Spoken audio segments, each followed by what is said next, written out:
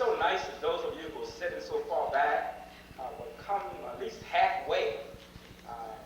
It's difficult to talk with this large auditorium with so many of you so far back in the room, and so we would appreciate if you would come on in, come up front. There are some of the colleagues who arrived a little late because of the weather, so we appreciate you just come a little closer.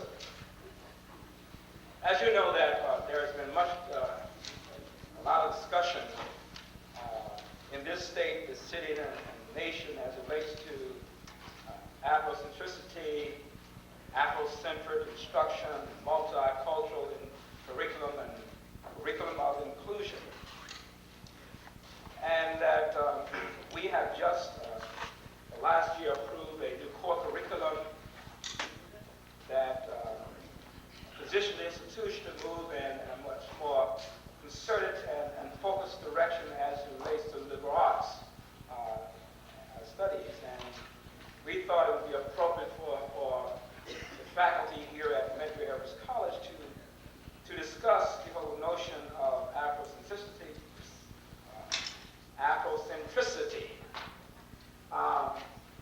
and the whole question of curriculum inclusion and multiculturalism.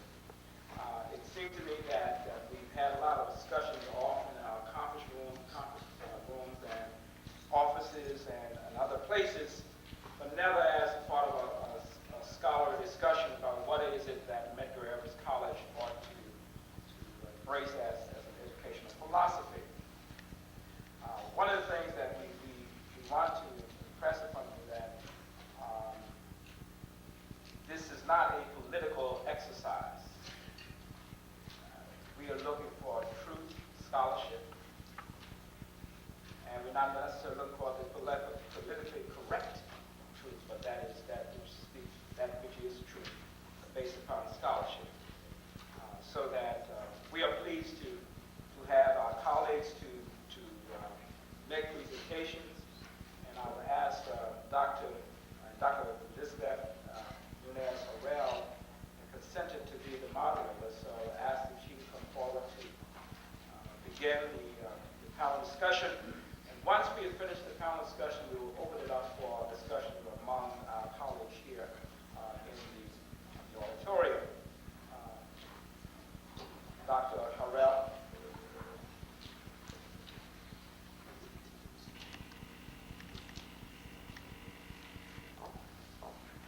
Thank you, President Jackson.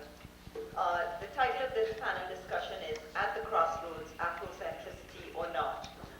You know the panelists. They are Dr. Zala Chandler from the Humanities Division, Dr. Frank Ragland from the Division of Natural Science, Dr. Don Quinn Kelly from the Division of Social Science, Dr. Charlotte Phoenix from the Division of Education, and Professor Barbara Umlade from CCNY, who is a guest panelist with us today.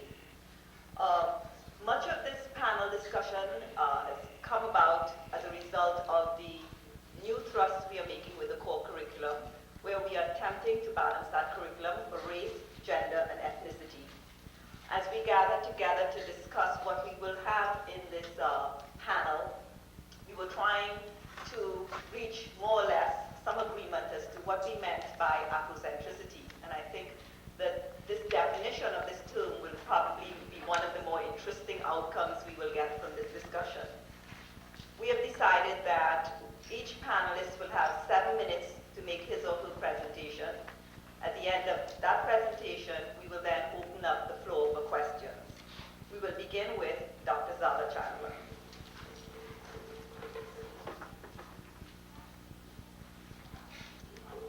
Thank you, colleagues. This is a very significant occasion for me.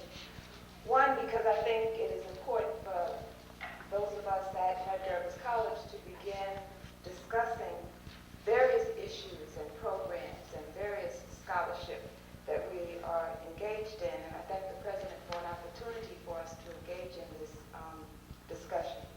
In the 7 minutes that I have, I'd like to attempt to define what I see as Afrocentric and to share with you some assumptions that the literature begins to bring to us, as well as some assumptions that I personally have.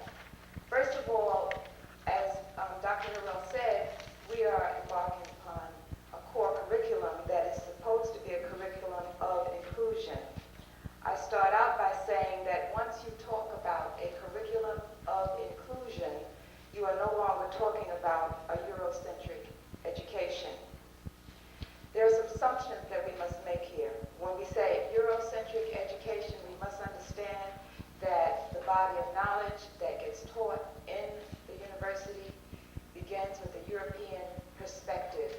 Europe is the center of the knowledge. If you are considering an Afrocentric perspective, you are saying that Africa becomes the center of the knowledge, that every discipline approaches its discipline using Africa as the center. We contend that in most of the colleges and universities throughout the United States, they are Eurocentric. And that is why I believe at this stage in history, we're asking the question, should Medgar College be Eurocentric or should it be Afrocentric? Some of the assumptions.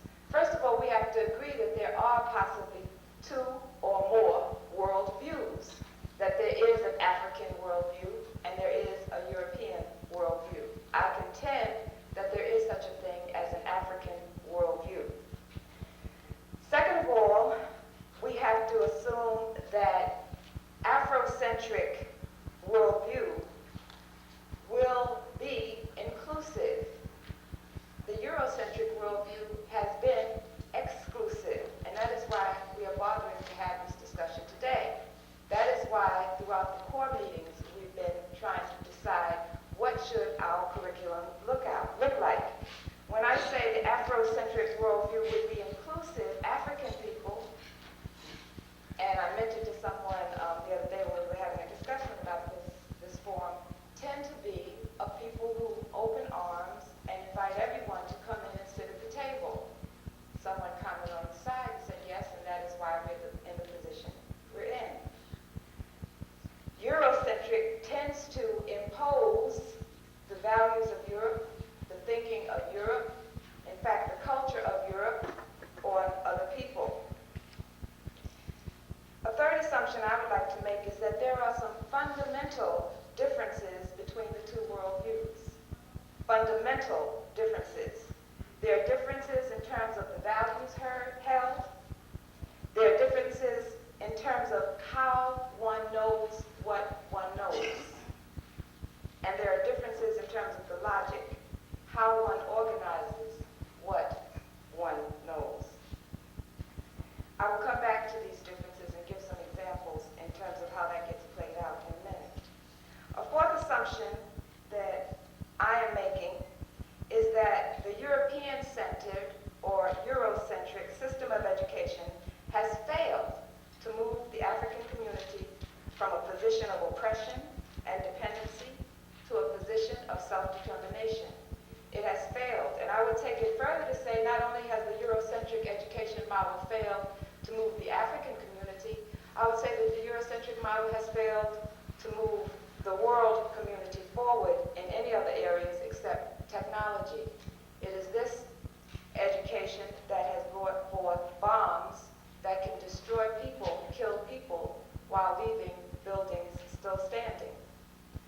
A fifth assumption is that there are Africans who have been Europeanized, a phenomenon that occurs when Europeans enslave and colonize Africans and convince Africans to adopt a European view of life.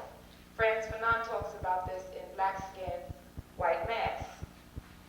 This is a phenomenon that when you come to a place like Medgar College, we must address. Another assumption, there are Africanisms which have remained in spite of the slave and colonial experience. In other words, in spite of an attempt to totally strip African people of their culture, their historical culture, African people have been able to maintain some Africanisms. If you read Baraka's Blues People, he was Leroy Jones when he wrote Blues People, he gives some specific attention to this idea that we have retained some specific Africanisms. 7, the result of research conducted from an Afrocentric and a Eurocentric perspective is a very different result because the two systematically operate on a different set of assumptions, models, and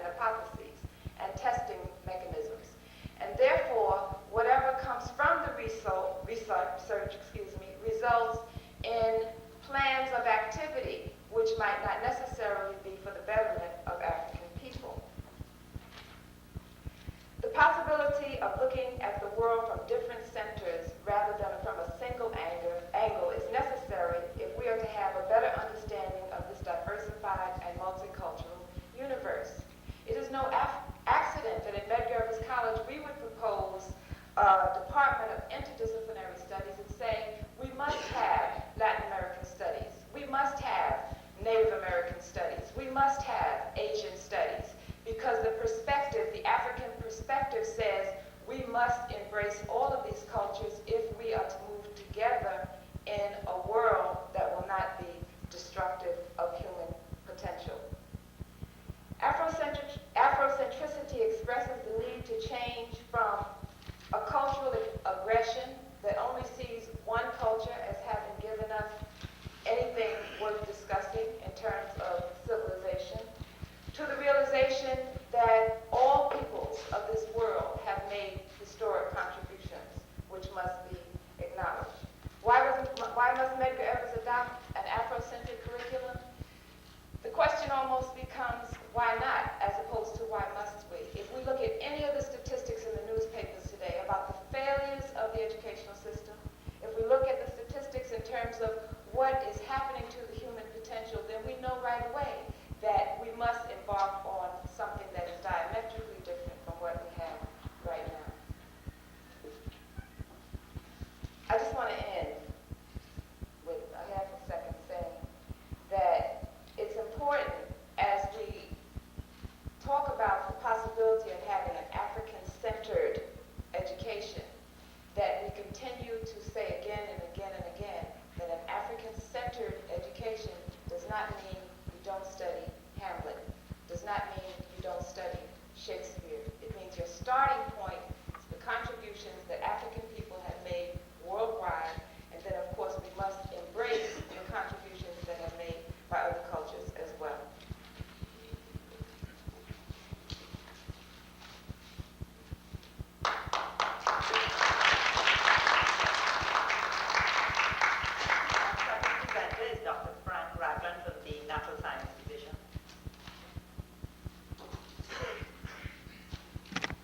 I don't exactly know whether or not, in the course of things, that Afrocentric education will present a better science and technology to the world.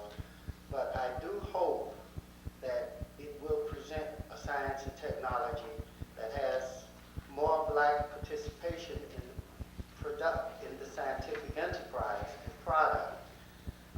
To a large extent, the modern world is a product of science, technology, engineering, if you will. And to an equally large extent, people of African descent have been denied a recognized role in the scientific enterprise. This doesn't mean that that was not always and at all levels a surprisingly broad participation by people of African descent from the very beginnings of science and technology, in the building of the pyramids, up to the present day, in the scientific enterprise. And often this participation was carried out under amazingly inhumane conditions. We think of the conditions of Benjamin Banneker, George Washington Carver, top-flight chemists too, and inventors.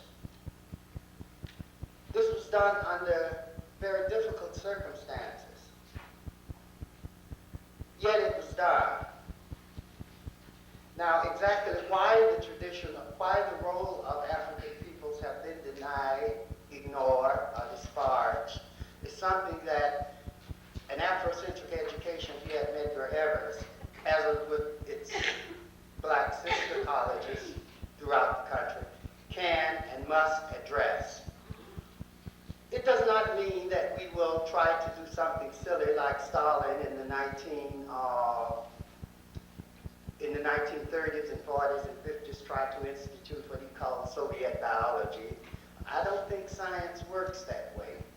What we are asking for in an Afrocentric education is broader participation in science, a complete set of role models that are crucial to our students, an atmosphere where a student can come to his professor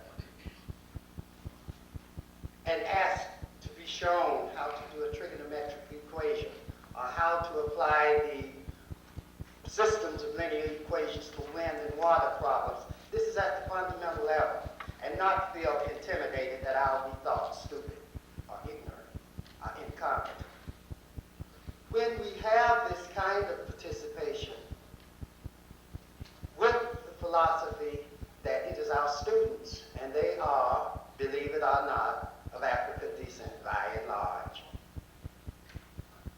then we will see a growth, a Center for Science here at Medgar Evers.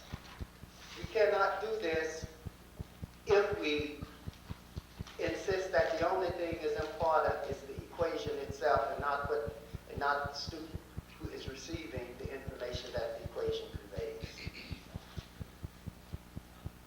An Afrocentric education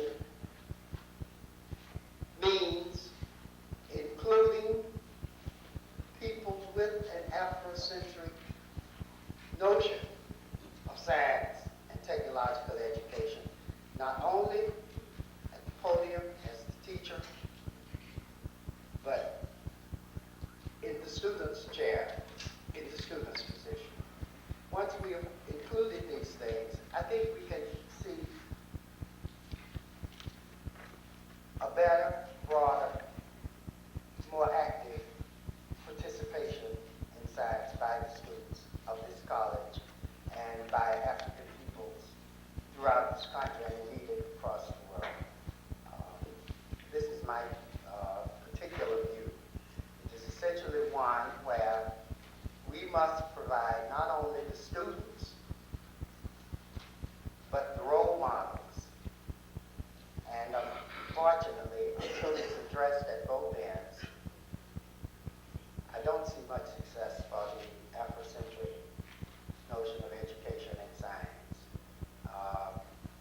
Too often in science, we tend to hide behind the notions of the objectivity of our disciplines, that the laws of physics are there irrespective of anything else. The laws of physics may be there irrespective of any particular person or persons or group of persons. However, they are there to be mastered by high school students, by college students, and we have to accept this notion of inclusion of African peoples in the scientific production of this country before we can actually get about the work of really producing truly great science. Thank you.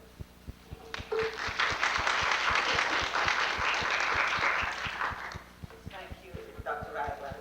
Our third presenter is Dr. Don Quincali from the Division of Social Sciences.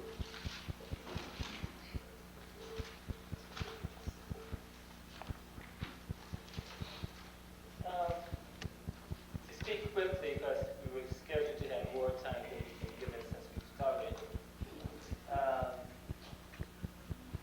The only function of any curriculum should be the freeing of people. So whether it's Afrocentric or not, that should be the function of the curriculum. I'm saying that because I don't think Medgar Evers has ever had an Afrocentric curriculum. I don't think we have a new course Afrocentric. I think the fact that there's only one course in it that is required on African people, there are no courses on women or particularly on African women. We say that we are not in the business of being Afrocentric. So to me, this is an exercise. At the same time, in terms of why should we consider the topic, Africa is central to the understanding of world civilizations and to the understanding of specifically of Western civilization. So the primary reason we should have an African-centered curriculum is because it's true, which should be the bottom line in all the academic endeavors. For instance, if we were to look at the word new, which I'm assuming we all know, new can be found in Middle English, and Gothic, and Greek, and Persian, and it is said to come from the Sanskrit word new, meaning now.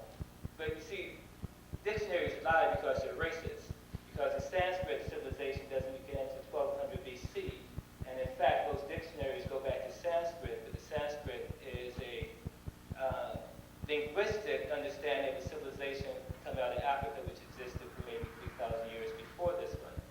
So the actual origin of the word new is the primal orders, which were used in the Book of the Dead to talk about where all life comes from. I'm just using that because it's an example of how today we're influenced by, in a larger sense, by what is African, even though we don't know it, that all Western civilization is influenced by Western Africa. A second example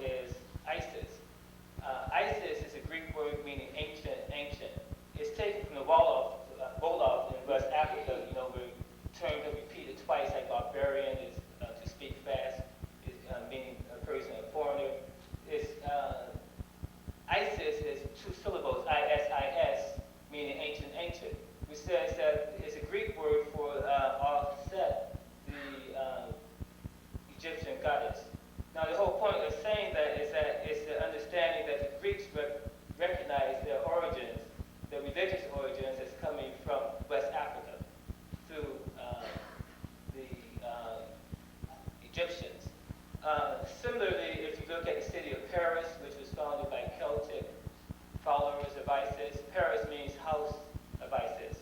For those of you who are into Greek mythology or talk about example of literature, you know, Antigone is a story about two sisters who are trying to fulfill the rites of burying the dead.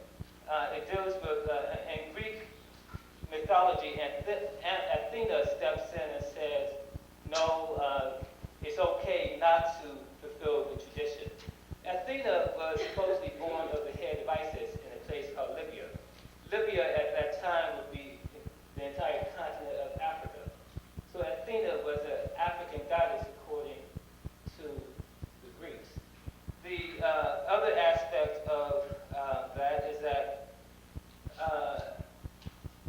that whole system is a system of people.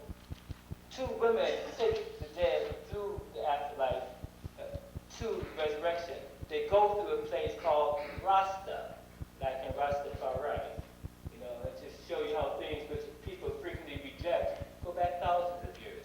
I know time is fleeting, so I'll go on. By the way, Europa was the granddaughter of Libya, i.e. Europa was the granddaughter of Africa. Her mother was an African. So, you know, Western civilization is African civilization at its point, of course. And last point in terms of talking about Jesus, so we don't leave out Judean Christian heritage. Jesus lived 12 years in Egypt. Then he worked his first miracle at the request of his mother. I guess most of us know this.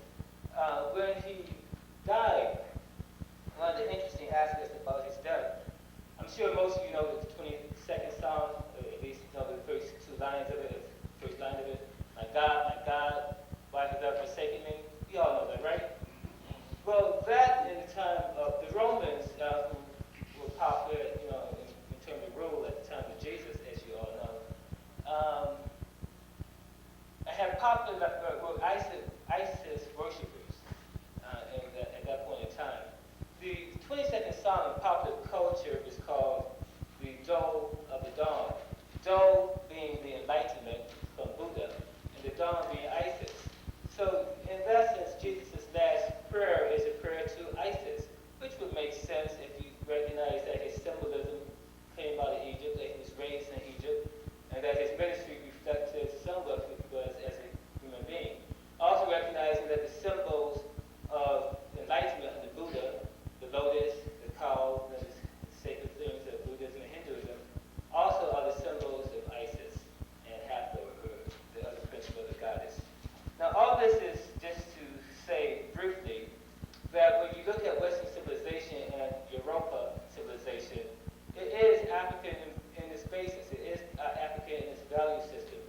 And to discuss Afrocentricity as something only related to the African people who have come out of Africa and who still identify with it is to miss the whole point that all of the Western civilization is based on what has come out of Africa. And I'll close with the understanding that I said before. Our core is not Afrocentric. We don't have one degree program which is Afrocentric.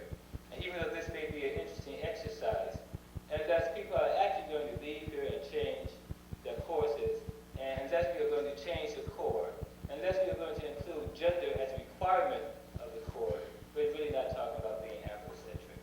Thank you.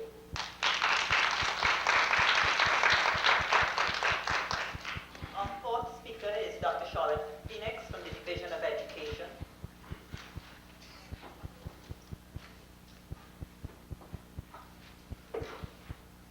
We at Medgar Evers have a rather profound and important mission as an educational institution. And the weight of the responsibility that's on us can be seen in sheer numbers. Since I came to Medgar Evers in 1973, the Division of Education has graduated over 500 students. The vast majority of those students are now teaching in New York City. Some are counselors, some are administrators, some don't live in New York City anymore, but by and large, the vast majority are in New York City. If you take that number and multiply it by 30, which is, with the budget the way it is, about the average class size in elementary schools, that means that on an annual basis, the graduates of this institution institution, from the education division alone, affect about 15,000 New York City youngsters. And that is an awesome responsibility. Based on that responsibility, our graduates must be agents of change, because I think that we all recognize that there are many problems in this city, that there are really problems in the whole dynamic of how humans interact with each other. And we can't perpetuate what is. We must, in fact, change what is and become agents of a positive change. Now, how do we view what that change should be? All education takes a perspective. Every educational process is centered in something. We've talked about Eurocentered. The elementary school curriculum, let's just take social studies for example, is ego-centered. Every preschool kindergarten class has a social studies unit on, all about me. Who am I? What are my favorite colors? What makes me really angry? What makes me really happy? And then we reach out in the first grade to my family. How do I fit in with my family? And we do. Who are my ancestors? Second grade, we look at my community. Who are the community helpers? Third grade, my city. Fourth grade, my state. Fifth grade, my country. And sixth grade, my world as a worldview. For the vast majority of children in the public schools of New York City, there's a major gap in that history right from the beginning. Who am I means very different things the way our educational system goes to a white youngster as opposed to a black youngster.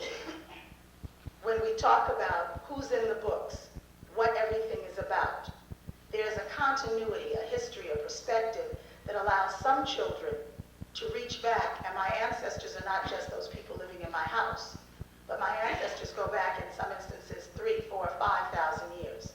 For other youngsters, that history, that sense of who I am, and we are all mixtures of people, holds up one piece that may go back, and there's a whole other piece that's just totally missing. So that in defining who I am, there are real gaps, there are real problems. The images that they do see of Africa are either incorrect, that which is, the Tarzan movies, the Black Sambo books of elementary school, they present a very stilted, a very stereotypical view that a lot of children cannot deal with or deal with by running away.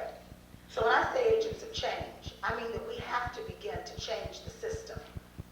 Now we have to take a center. In looking at it, how people interact with each other has a lot to do with how each person views themselves, their own self-worth. And that has to do with not just you as an individual, but your culture and the group from which you come. It also then has to do with understanding how your culture impacts on and is a part of the larger world culture, and understanding how other people's cultures impact on that same world culture, so that we can then come together. And so, along with my colleague, Dr. Florence Taker, coming from two very different perspectives, she, as a Jewish woman who has a very clear sense of her identity over the past 4,000 or 5,000 years, a real sense of her history in that regard, and me, as an African American woman who has gone through a system that is racist, that is sexist, that presented a lot of views that were not in my best interest. We came to the notion that there has to be, at Medgar Evers College, an Africana Resource Institute and Center for Elementary Schools, to do two things. One, to disseminate knowledge about Africa and about the African ancestry that many of our youngsters do not understand, and that many of us as adults who came through the system don't understand. And so part of what we want to do is to bring scholars who have the scholarship in this area to present the truth, the real history.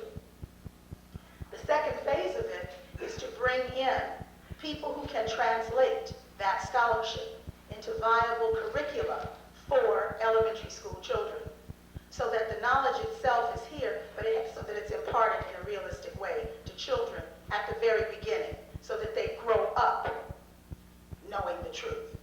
Truth is a liberator. It liberates not only the African American youngster, but it liberates those other youngsters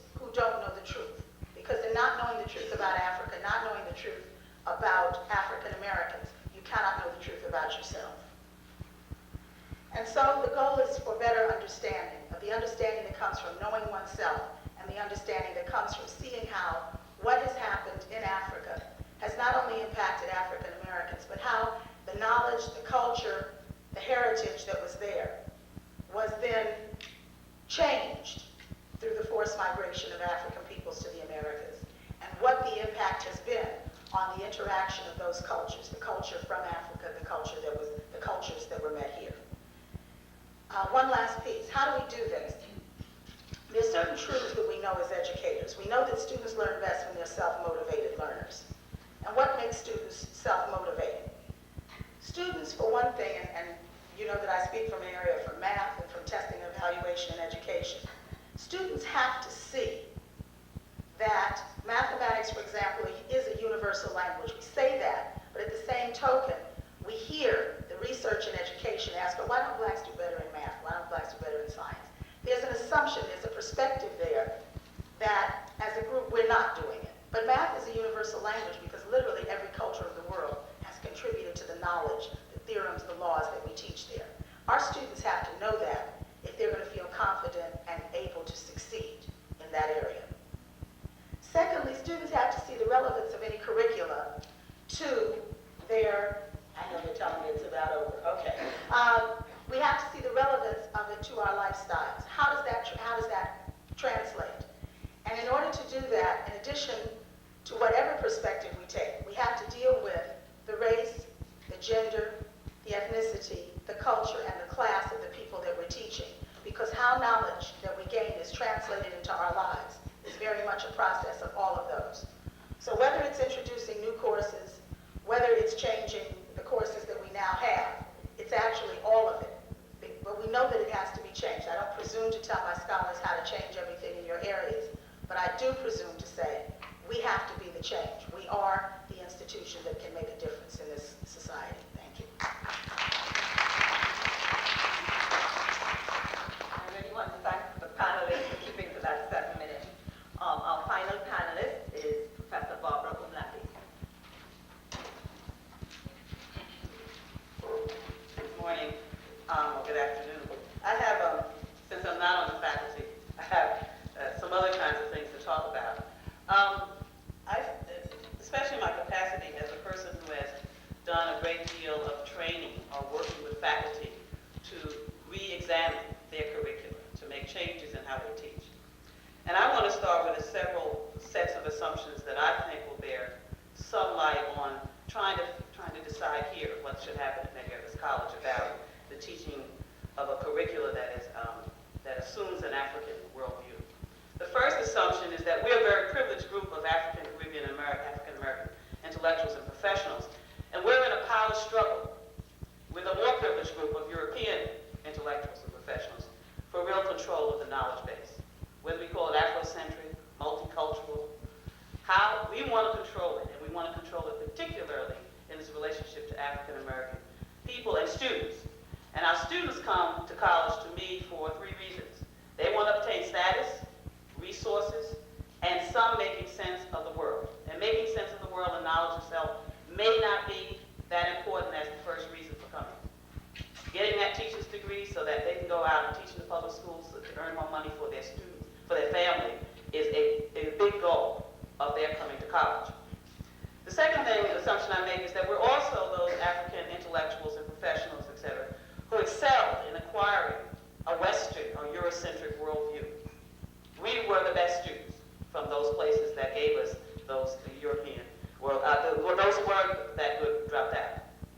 How do we separate, really, and that is, I think, a personal question as well as a political and intellectual one, our European American or Euro-American or European worldviews and culture experiences with knowledge from our Afrocentric ones? And I think that one of the things that helped us make that separation before was that Afrocentric or Black studies was very much connected to a viable, alive political movement in the streets. And we were supposed to be the intellectual arm of that movement. That movement doesn't exist, but we are still supposed to be part of that movement. So that made it very easy for us to say, well, we're different because we're connected with the social movement. I wonder now whether we can really deal with that question. Because a very important one, because a lot of our assumptions about Eurocentric, Afrocentric debate is based on those of us who are African intellectuals really being in debate with those Euro intellectuals, and our students often are not even part of that debate. The third assumption is that in this, we want to control our own canon, because I think, I disagree somewhat with Zal. I think it may be that African culture is inclusive, but no curricular process is inclusive.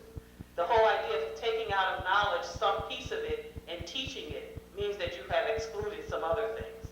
And it seems to me that either collectively or individually, you have to decide what you're going to leave out and what you're going to put in. And in the leaving out and our exclusiveness, we are trying to develop a canon that is as viable and strong as the Euro canon. We're trying to overthrow it. And the reason why there was a canon is that it makes it very easy to organize knowledge. What do you put into English? What do you put into Black English, Black Studies, Black women, Black writers? It's very simple. The basic canon is there for us. We have established that. It's Wright, Ellison, Baldwin, Toni Morrison, Zora Neale Hurston, Alice Walker. That's our canon. That's the attempt of us to try to redefine it. We may not want to go through reestablishing a canon, but that has been laid out for us as a process, and it seems to be one of the directions we're moving in. And this choosing from a body of knowledge, one question is feminism. I mean, do women get included in the canon or not? Looking over the material of the theoreticians that we think are important to Afrocentricity, it's always noticeable that very few of them are women, and certainly none of them have a feminist understanding of how this can relate to Afrocentricity. The questions I think that, I would want to say one other thing, that Afrocentricity to me can set in three ways. It could be the sole way in which the curriculum gets discussed, that everything down the road our ideal curricula will be Afrocentric, with Africa and an African worldview as the main and maybe the only thing discussed in that classroom. The second, less radical, is some bicultural, African and some Eurocentric. And the other one is multicultural, where you do have to put in Latin American, you have to put in Asian, and you have to be well-versed in those discourses.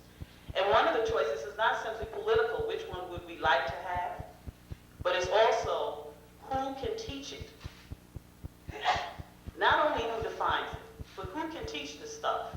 And that's why I like when you talk about teacher education, because who's going to explain this to 6-year-olds, to 10-year-olds, and indeed to our college students? Who can actually teach it is a real, to me, critical question of any kind of curricular change. Either you're going to get rid of the people who can't, you identify what this it is, you get rid of the people who can, or you retrain the people who can, or you bring in people who can. I mean, an administration, given what their resources are, has to make those decisions. So at Buffalo, in their graduate program in American Studies, they have a Native American, and they have a staff, they have a faculty of Native American people who actually are teaching Native American Studies, which is sort of different than you, me, or some version of us trying to acquire it from some books or getting trained in it. But these are the kind of, I think, choices that at least administrators have to make. Who is going to really come in and do the actual teaching of it? I think it is important for an ongoing discussion, and it's not something that I think we have enough theoreticians in Afrocentricity who have laid out some practices or some examples of where this could go and what it would look like in a classroom. But every group of people who are doing this teaching really has to decide for themselves what ideas and what processes and what information must be included. If you're looking at it here in Medgar, what has to be included in order for it to be called Afrocentricity? And what has to be left out? And what things can you negotiate back and forth? It seems to me any kind of curriculum reform requires that. And every teacher makes that decision. If I teach a course, I'm going to put in what I think should be, and I'm going to leave out some other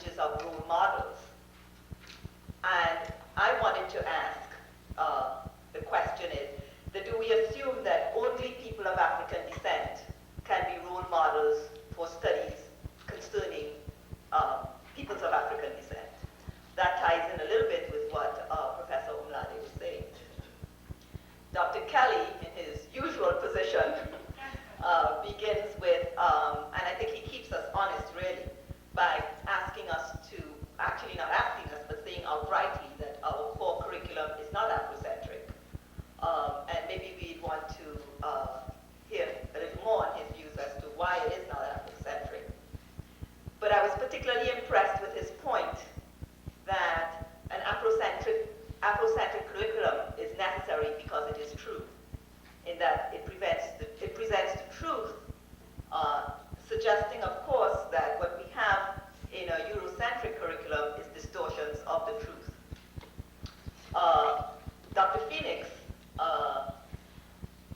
impressed us with the fact that we affect some 15,000 New York City public students a year, and asked us to think about the effect we have on children who in the elementary schools begin to question who they are, and again receive distorted versions of who they are. I sort of mentioned Professor Omladi's position, which was a little similar to Professor Raglan, in that she suggested that these role models are necessary, and went to the point to say that, in fact, depending on the studies, we should have that ethnic group presenting those studies. She presented to us the notion of the canon, in that the canon immediately is implicit in the definition of the canon is exclusion. And so one has to ask what is excluded and what is included.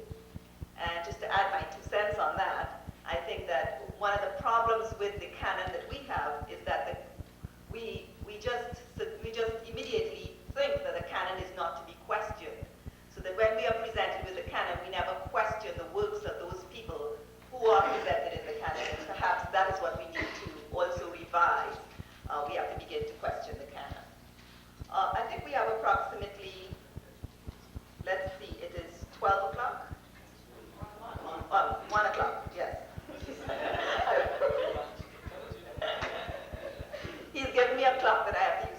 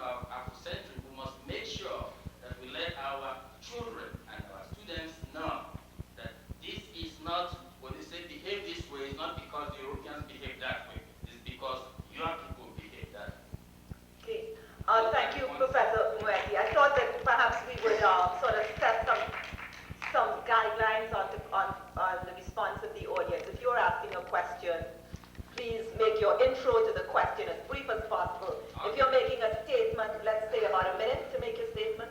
I have to do it this evening. Thank you very much. Thank you. Professor Bowman. Since my field is primarily biology, I look at things from a different point of view. I see human beings as Homo sapiens. Then the question is, what is the origin of Homo sapiens? It had to be a large land mass since man could not farm. It had to be a warm place because man could not make shelter or clothing. And I identify Africa as meeting the requirements of early man. Thank you, Professor Bowman. Dr. Johnson. Dr. Johnson. Myers Johnson. I'd like to add my voice in the accolades for the existence of this presentation, both in terms of its conception and each of the presenters. I would hope that this is just the beginning. I would hope that we have just opened a door for a process, in which case we have begun to become Afrocentric. In that regard, I'd like to refer to a few points that Dr. Chandler made, and then to a couple of points that Dr. Ragland made. Dr. Chandler said that the African view of the world involves values, ways of knowing, and logic. In the context of making that statement, she also referred to the African worldview as being inclusive. Now, while Professor Omalade challenges the inclusion as being impossible in the sense of curricula being required to select, I would suggest, on the other hand, that the nature of the inclusive African worldview, the connective African worldview, can be illustrated in paradigm and metaphor. Dr. Ragland mentioned, for example, Benjamin Banneker, a man of African descent who was an inventor. Most of us are aware that Benjamin Banneker was responsible for laying out the city of Washington. Where in the United States do we have a more orderly city where you don't get lost when you go around the corner? It is holistic, it is connected, it is Afrocentric. He brought his African mentality to the layout of a city. We're talking mathematics, we're talking science, design, we're talking a cosmology.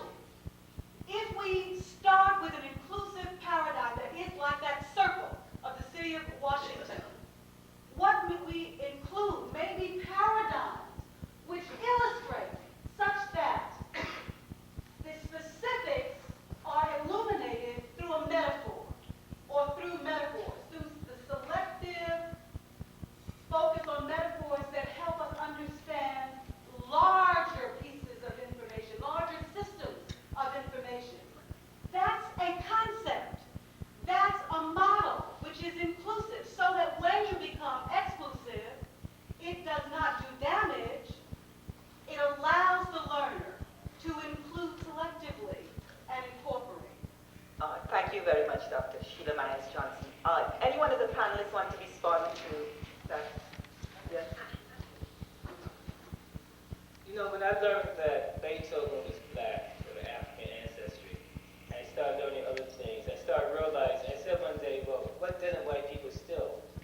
And it dawned on me, if I had to answer the question, what didn't they steal, then maybe systems of oppression, they also stole from Africa. And I would suggest in terms of that in terms of the comment that is being made, that we do need to see just what negatively came from Africa, just as we need to see what positively came from Africa. Yeah, I think that's an excellent point, because when I was making the point about questioning the canon, I was in a very great discussion at University of Atlanta when they were questioning the black canon and questioning such things as the role of women in much of the literature written by black writers. And it was very serious criticism. And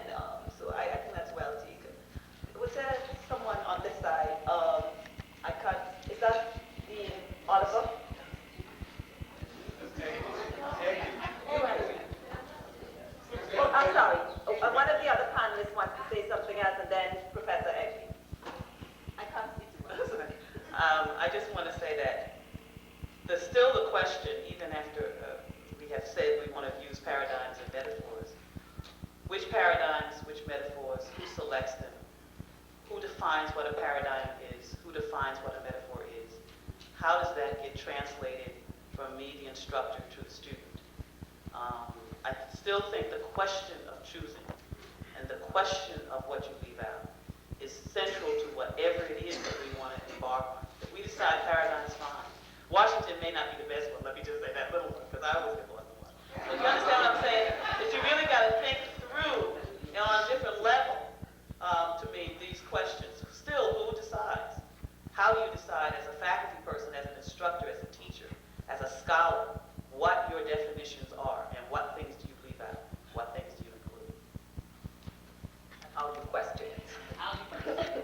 Professor Eggley. Okay, I guess, since people are making comments, I make a comment. You have a minute to make it, though. Okay, I'll be brief. I just want to make a comment, maybe respond to a question that you raised, and that was from Dr. Ragland about role models, black role models, which some people try to discount. I think role model is about self-confidence. And you cannot role model yourself with a reference point that is hostile. And this is the problem of Africans and African Americans. That is, you are told that you are not capable. And so, when we talk about role models and you wonder whether these role models must be black or black men or black women, it appears that it is so maybe by default. In the sense that that is what appears to provide the confidence in the black youth to grow up. And when you role model, I mean, look at role modeling both historically and contemporarily, people go back to the roots of knowledge, go back to Egypt. It makes sense to believe in yourself first, historically. And then you can see in the present that there are your own kind of people who are capable of doing something. And therefore you have that confidence that you also can do Okay, something. your minute is up. If I'm correct in saying that Professor Ragland was saying that we needed people of that ethnic group to teach those ethnic studies.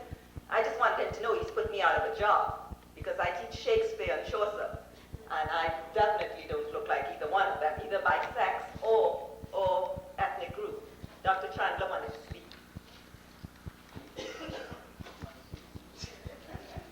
Just briefly, I'm just hoping that, when we talk about Afrocentricity and talk about Africa-centered, that we just don't think in terms of the body of knowledge that we teach. It's also the method in which we teach. When Charlotte Dr. Phoenix, talked about, the young child being actually taught to be an egotist, that becomes Eurocentric. That would not happen in a traditional Afrocentric approach. That when I say the values are different, the logic is different, and also, how we arrive at the knowledge. Not intelligence, we're not talking about intelligence, but how do we arrive to know what we know becomes very different. And we have to consider all of those components when we start talking about an Afrocentric education. Not just, there is Africa, what are the parts of Africa, who are the people of Africa, that type of information. It's also, how do we teach it? That becomes very important. Professor Harrell? Thank you. I just want to start off with, explain my belief in regard to an ideology, and just having a belief that directs the behavior of the people, I think, is very important. Now, I think this Afrocentric approach is great, but I don't want to lose the point that Professor Moet made, and that it is political. And so, if we take the Afrocentric approach, people are going to say the contributions that blacks have made, they're not significant in quantity or quality, all right? And so then it becomes a power place is whether or not we have enough power to say, well, yes, it is, this is what we believe, because it is important for us to have the kinds of values and to have the kind of image of ourselves that would inform our behavior for the children essentially to come on. So basically I'm saying is, with the politics, if Professor Moet will follow along with me, we're talking about just power, the ability to just say, this is what we want, these are the heroes that we want, not the ones you've given us, but the ones that we want, and you may not think that their contribution was great, but children take this grade, and they're going to be directed by these values and this behavior.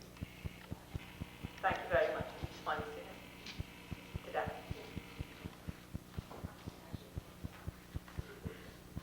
The politics becomes extremely important when we look at education. Recently, a youngster who's in the 6th grade, who's applying for the program called Prep for Prep, which gets minority youngsters, and I object to that term minority, but it gets predominantly African American youngsters from the city into the fancy prep schools that they normally could not afford through massive scholarship programs. One of the questions she was asked in the interview was, who discovered America? And she responded by saying, do you want what they taught me in school, or do you want the truth? And the answer that she was given by the interviewer was, tell me what you were taught in school, and then tell me why you think that's different from the truth. And the truth of the politics in all of this, when we start selecting out what to teach and what not to teach, the politics are much bigger than the politics at Medgar Evers. The politics come from the fact that when our students graduate, if they want to go to graduate school, if they want to go into professions, they will have to pass the NTE, the GRE, the MCATs, the LSATs, and various other exams.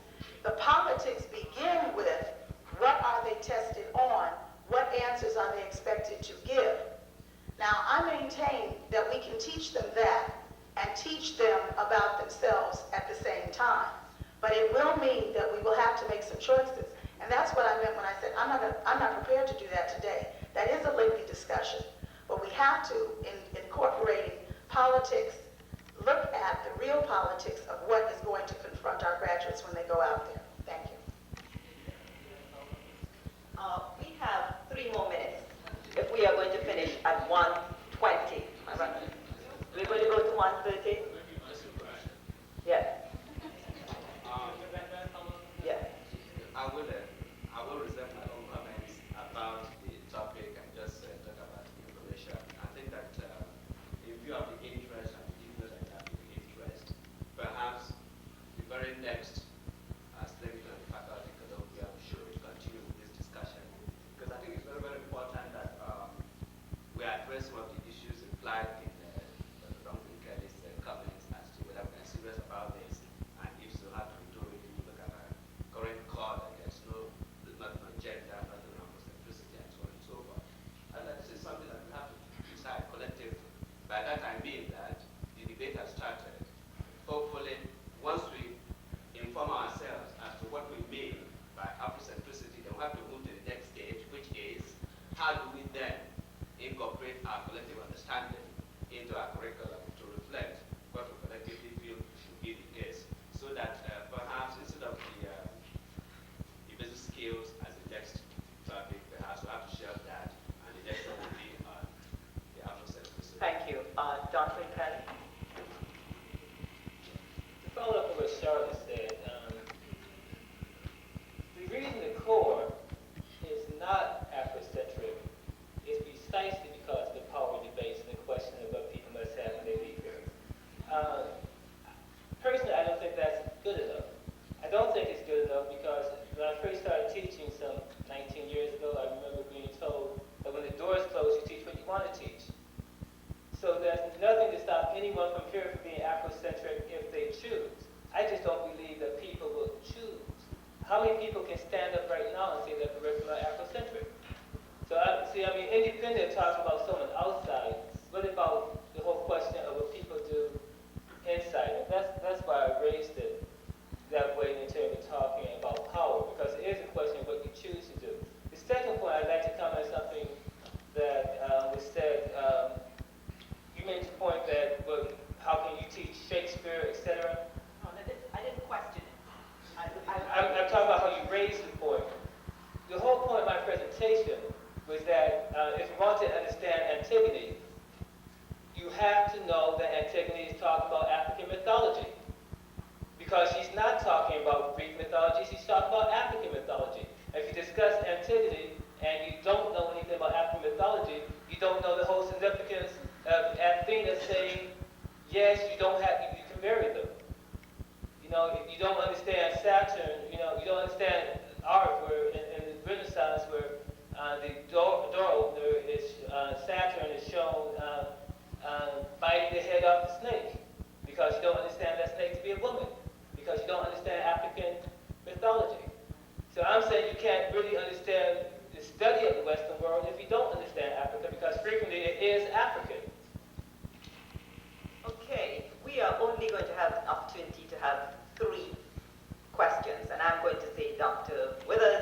Dr.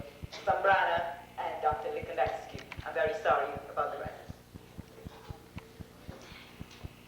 Very interesting impressions I got from this discussion as a person who's been in the classroom. Yes, I know Benjamin Banner. No, I don't know about Hudson. All right? Now, it says, and to hook into what Barbara said, who can teach it? Not who wants to, but who can.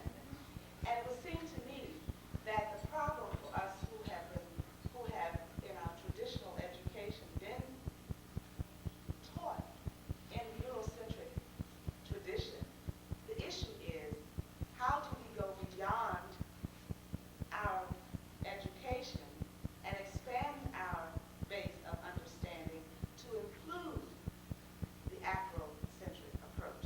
Now, both Zala, Don, Bobby have actually used that their education and extended it into a scholarly pursuit of the African centristic point of view. All right? Now, while I may emotionally say, yes, that's something I want to do because I'm uncomfortable to some extent with what I know and what I've learned. So it seems to me that we as faculty need to use some of our time to educate ourselves, to have some of those people in our faculty who have expanded their mind beyond Europe and share with us some of what they have learned, and also to point us in the direction where we can begin to do our own education. Because as educators, we are lifelong learners. That is our charge, lifelong learners. And in order to be teachers who deliver Afrocentristic views or methodologies, we need to also say we embrace that as something we need to do to help continue to educate ourselves. Thank you very much, Dr. Withers. Dr. Zambrana. I only have a comment, perhaps a suggestion. Let me preface that by saying, coming from the island of Puerto Rico and being submitted to a Western orientation through the educational system, and there was a study made, I am privy to know that there was a study made in Puerto Rico when the Americans tried to impose the English language as the communicating element. And that was in the 20s. That was a 9-year study. It was determined later on by the same standards by which people are measured in terms of their development and achievement that we regressed. We regressed in the high school about 5 or 4 years. So I say that just to begin with. The second thing that I would like to say is that I am impressed by the material that was passed on to us. And I would like to just mention one in particular, and this is with all due respect to what has been said, but the introduction of Afrocentricity by Abu Shah Abari. And he says in general that what he's proposing, or he's saying here, that any study, he said, Afrocentricity holds that any meaningful and authentic study of peoples of African descent must begin and proceed with Africa as the center. Then he goes on and say that complex and multidisciplinary as it is, the concept embodies 1, a humanistic philosophy, 2, a scholarly methodology, 3, a model of practical action. I bring this up because I try to think that before I move forward, there has to be something empirically that I can, or, as it was said, by suggestion, that I can use as a guide to judge whether we have Afrocentrism or we don't. However, this message tells me that we, as scholars, are challenged, and we must stand the challenge.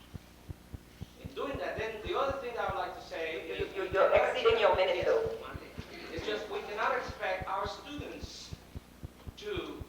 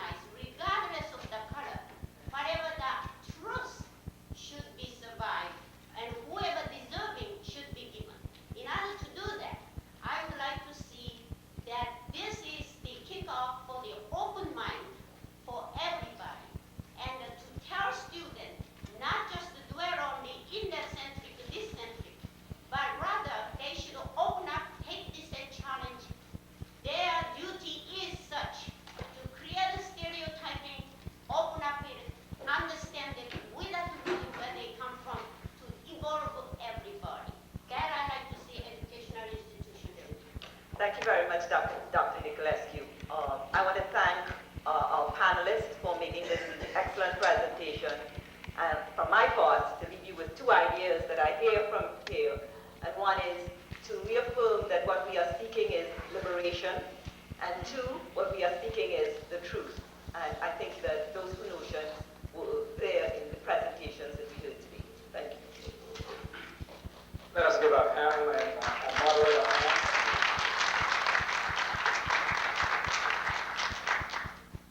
This discussion is long overdue for this institution.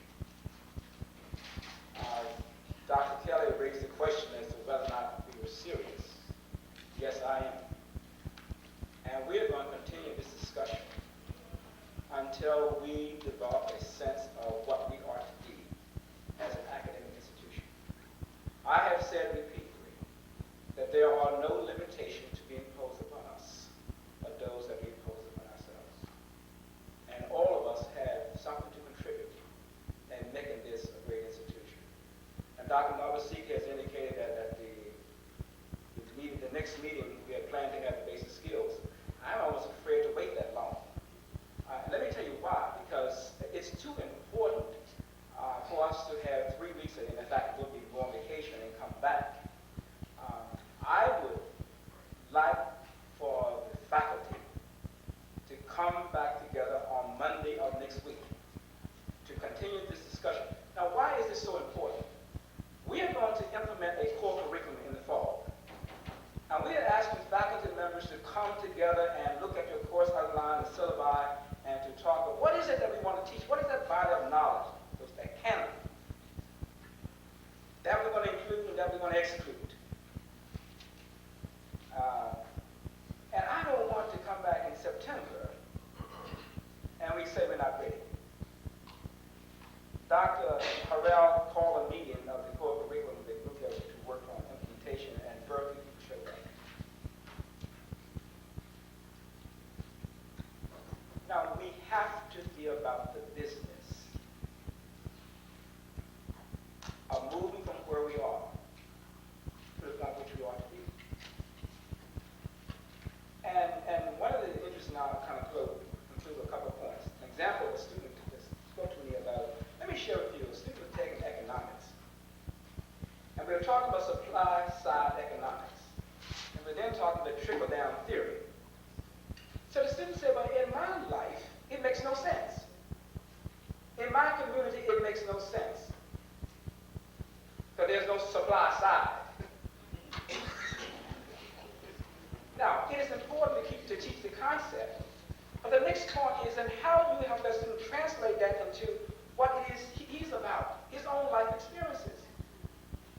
We don't oftentimes make the transition or movement from theory to practice. And someone raised that question, made that comment this afternoon.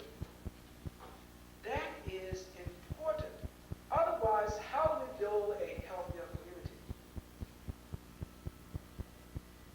So that we have to look at instructional methodologies, and then we have to let our scholars who are here, who have done the extensive work, as Dr. Williamson indicated, beyond what we have, teach us and help us to grow to the next level. Because we must do that because we owe this to this college, to the students who come here, and to this community. And so, next Monday, is that possible? Why? What's wrong with Monday?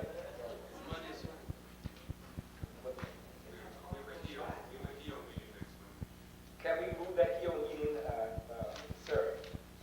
I think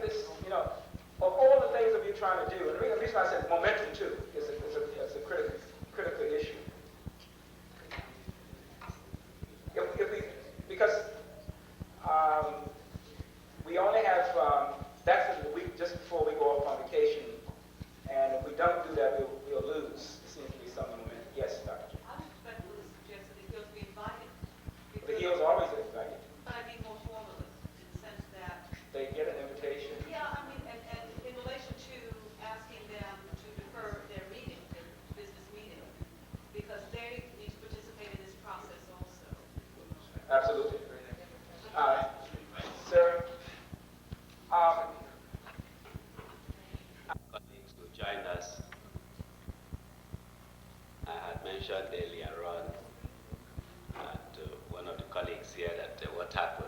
I hope that people will come. So his response was that maybe those who believe in Afrocentricity will be here today. I hope that this is not a sign of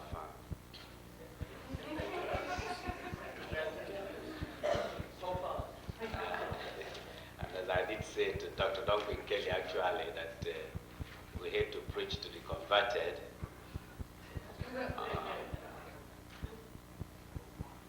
Nevertheless, we are going to begin, and I do hope that in the process, many more of our colleagues will join us. We are talking about Afrocentricity. If you got the announcement for this meeting, we also talked about the question of pluralism and multicultural curriculum. And we also posed the question of canons as far as pedagogy and curriculum are concerned. And I think the idea comes out of the presentations last week, the reactions, the comments, and the need to continue the dialogue. And I can assure one of the panelists that we are serious about this dialogue, and it is not just an exercise in futility or otherwise. I think that hopefully after discussions will come, firstly, an understanding of the concepts we are dealing with. Secondly, an appreciation of the need not only to discuss, but also to see how we can begin to rethink some of the things we're doing. But we also recognize that in keeping with the thrust of the university, which is for multicultural curriculum, a curriculum that speaks to gender, race, and ethnicity, that we are also interested in investigating different ways of seeing things, different ways of hearing, different ways of learning, and the role that culture will play in our understandings of these various ways of doing things. After the meeting the last time, several faculty members in passing made comments to me. And I'm not going to repeat some of the comments, but I think the gist of it, I'll summarize in my response, which is that we believe in taking a look at the way we do things and hopefully seeing ways of improving them. I think it is critical that we begin to re-examine the assumptions we have about all kinds of things. And if a discussion of Afrocentricity helps us to begin to question those assumptions, then it will have been worth it. We are not denying the Eurocentric viewpoint. We are not denying the Asian-centered approach. All we are saying simply is that we need to also discuss the Afrocentric approach. We need to discuss the pluralistic approach. We need to talk about the diversity, which is representative of the university. And so, on the basis of what happened the last time, I will call on two of our panelists are here, and then the responses and reactions that you may have, so we can reopen our discussions. And this is being taped so that later on we are going to come up with a transcript of what's been said and the discussion, and hopefully refine it, and then move from that into perhaps developing one or two position papers on the subject. So I call on Dr. Duncan Kelly. Okay, done?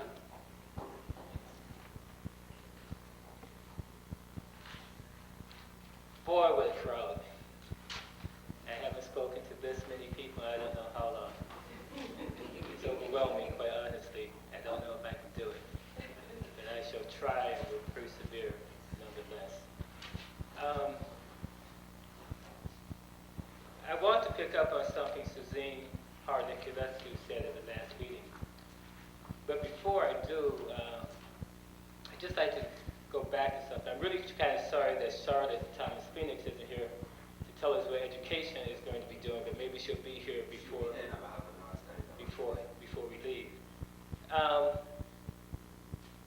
No, there was no Africa before 146 BC. There was something that in Roman history is known as the Punic Wars, which Hannibal became famous. Hannibal, during the course of the Second War, was forced to flee Carthage, and allegedly he committed suicide. I say allegedly because it's a Roman historian who said that he was so upset that he was on the run and couldn't put his feet down that he committed suicide. So that may be questionable, as history frequently is. But during the next Punic War, the man named Scipio Africanus, named that way by the Romans because he had conquered parts of Africa. His twin brother was named Asia, and guess what? Decided that Carthage had to be destroyed. And so Carthage was burned to the ground, the inhabitants enslaved, and the territory of Africa created. So being an African is just like being a nigger. It's a European creation. But of course, I'm saying that because the civilization, which we call African civilization, was not based on a small community in North Africa, nor based on a civilization that only existed in North Africa. That the African civilization which we refer to existed across the world and should not be geographically contained by the racial typology which is embedded in the 1500s. Just to keep that in mind. All that is to say that I'm glad Suzanne is here because my good friend, I thought about her all week, and I'm glad she's here to hear this. To be Afrocentric is indeed to be multicultural by definition. One point I disagree strongly with Dominic is that Eurocentrism is wrong. It's a lie, it's false, and there's no reason to consider it anything other than that. You know, Eurocentrism is the belief that civilization began in the Tigris-Euphrates Valley, which is false. Eurocentrism is a belief that the Greeks and then followed by the Romans gave a civilization, which is false. Eurocentrism is a belief that racial typology does indeed, that civilization does indeed follow along racial typology, which is false. As Mary Daly said, a feminist in the United States, first you have to unthink the lie, then you have to unthink all the lies based on the lie. The lie is that Europe is central to anything. Europe is not central to anything except European existence. Now, if you take that to be an understanding, then Asia, the Americas, Africa, all stand on their own. And all must be dealt with in those terms. Now, the point being exactly, like last week I used the example that Jesus prayed to Isis on the cross. I began the example by saying that the name of the prayer was called the Doe of the Dawn. The Doe was Buddha. The Doe was understood by Buddha across the world. It still is understood to be Buddha today. So to be Afrocentric was not to exclude Asia. No, unthinking the lie and unthinking all the lies based on the lie does mean reevaluating and reteaching and re-educating ourselves about all the other peoples of the world. To be Afrocentric and to leave out the Americas, to leave out Asia, would be to not to be Afrocentric, but would be to be a response to Eurocentrism. You know, the unity of opposites, and in this instance, I'll use Mao Zedong as an example. The unity of opposites takes into understanding that something that is on one end becomes the other. So the opposite of left is right or wrong, depending on what you put in opposition to it. Now, Afrocentrism, when placed in opposition to Eurocentrism, only becomes Eurocentrism on its head. So I have no need to discuss any type of Afrocentrism, which is as opposed to Eurocentrism, because then it would make Afrocentrism as narrow as Eurocentrism. The only necessity of understanding Afrocentrism is that it's not race. And we have to keep that in mind, it's not race. Now, it had nothing to do with which race created it, because the human race created it. You know, all the cousins and the nephews and the nieces that spread around the world are still part of those people who came out of Africa. So it's an African race or African people, whatever you're talking about. But in terms of civilization, the problem with understanding Afrocentrism to have a racial basis is something very simple. You know, have you ever wondered why Europeans call themselves white? I mean, think about that.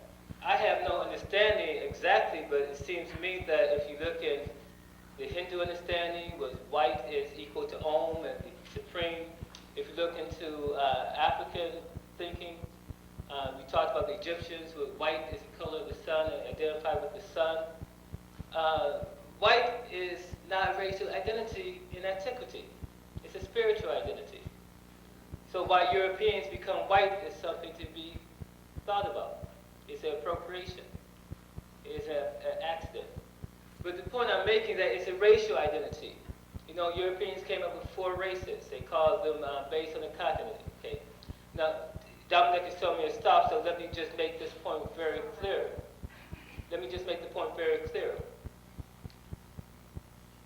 Africa is a civilization. And just as when you think about Michael Jackson is from the United States. But Michael Jackson is known all around the world. When we think about African civilization, we have to think about a civilization that has spread to all the continents. It's not bound geographically by the racial definitions that we have today. There's a real misunderstanding to think in terms of Africa having a continental understanding. Because that is why you could talk about Asia, you could talk about Africa, you could talk about the Americas, and find African all over. Because it was not based on geographic, it was not based on a racial typology. And the point being that if we start talking race, we're talking Eurocentrism. Because Eurocentrism defines people not by the character of what they've given to the world, but by race first, and then defines the rest of the world in terms of that. So that is not what we're talking about. Are defining terminologies. We also have to deal with the question of perceptions. And even beyond perceptions, the question of an approach as opposed to the content within an approach, as opposed to even methodologies that define both approach and content. And I think that's important we do that in order to place this within a total framework. What I would suggest is that we depart from what we did the last time, and maybe you may have comments or reactions to what Dr. Kelly said before we get to Dr. Zola Chandler. So anyone with comments or reactions or questions for Dr. Kelly?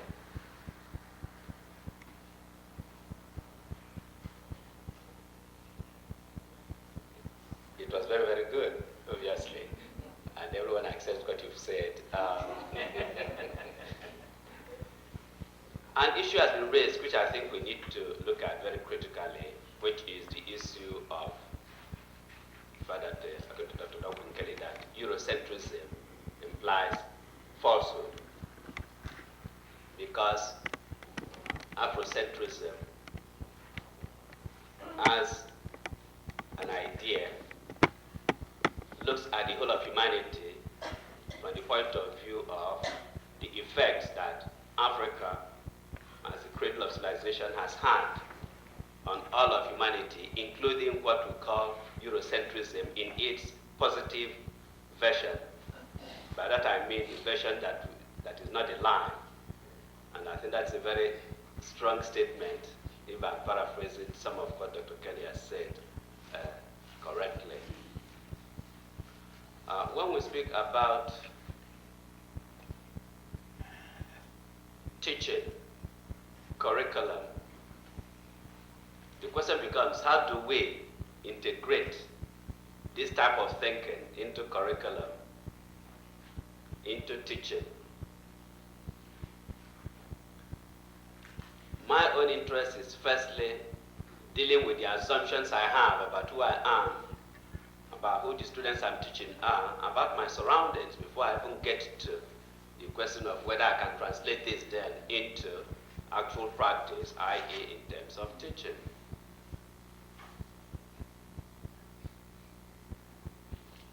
Any reactions to Dr. Duncan Kelly's statements? If not, Dr. Zola Chandler.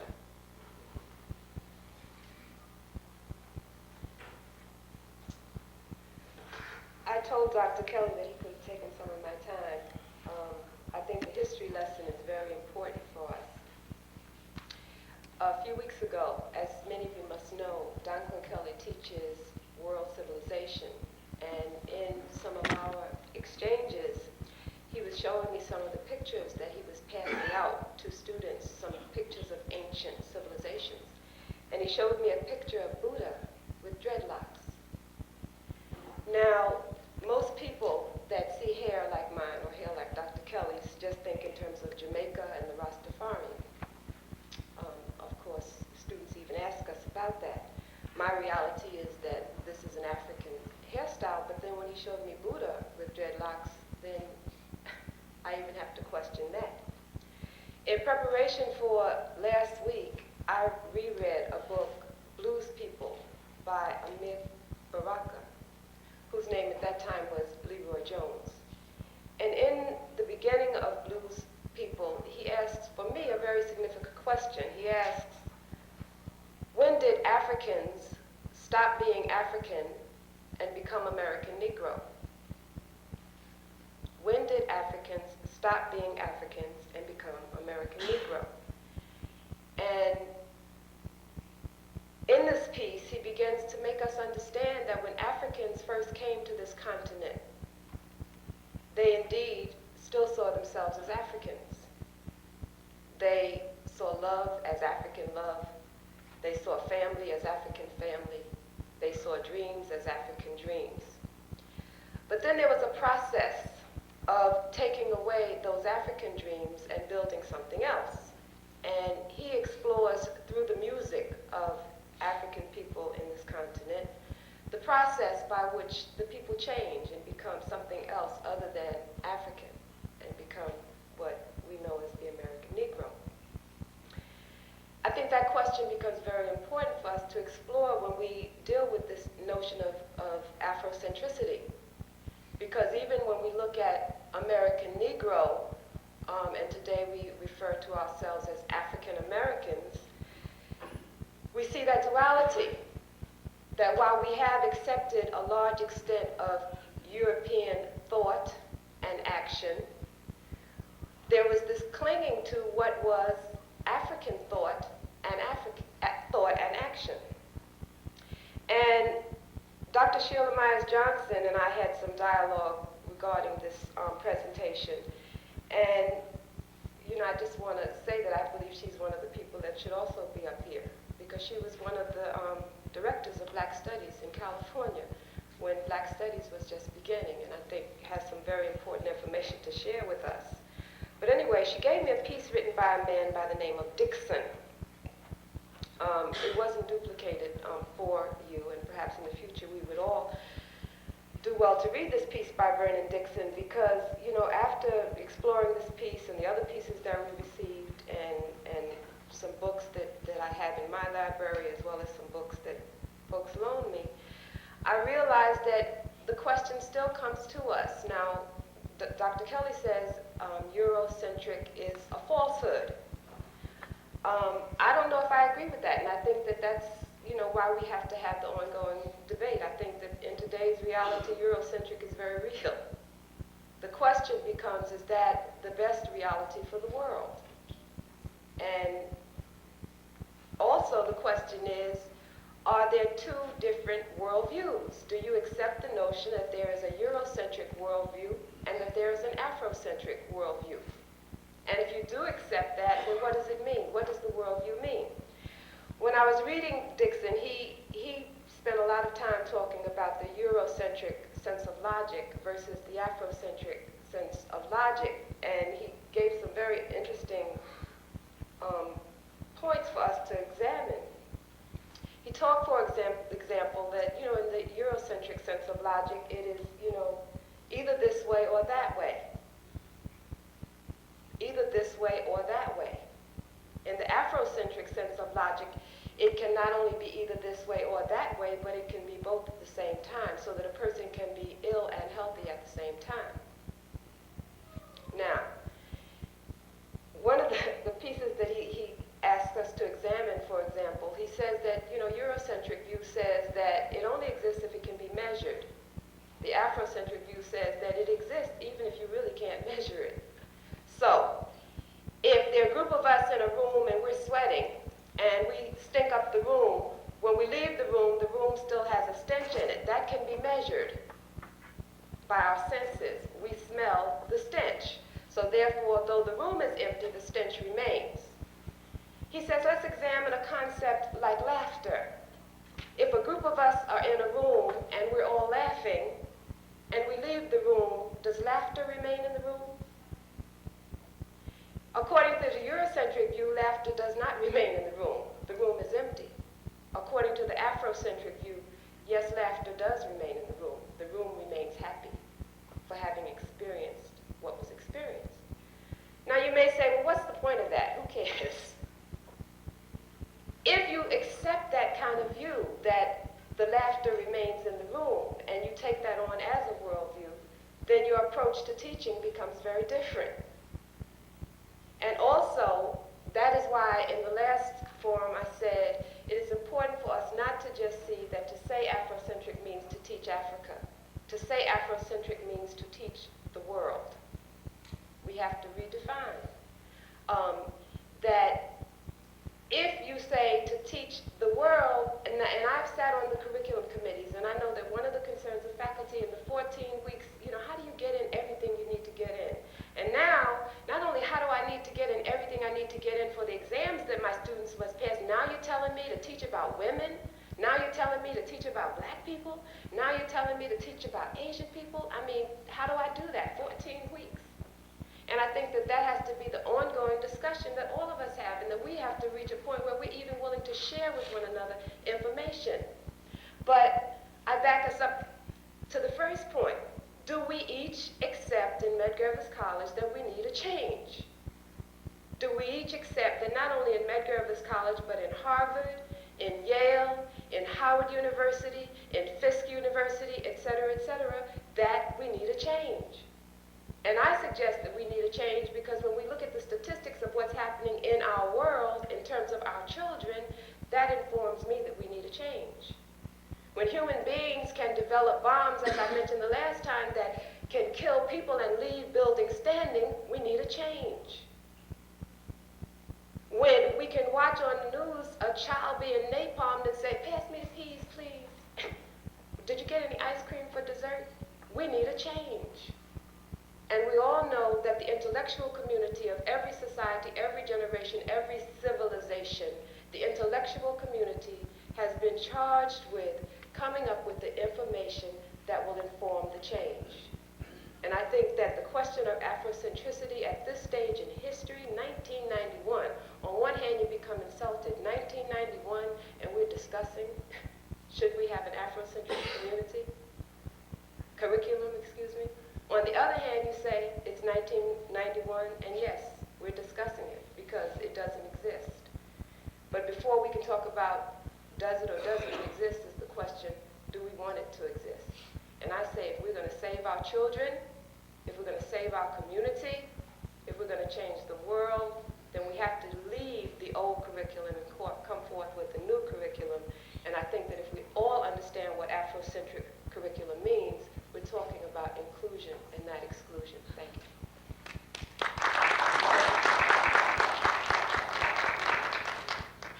Thank you, Dr. Chandler. I think in reference to the curriculum, yes, Dr. Margaret Kathleen. Yeah, I have a question. Can I just come this way?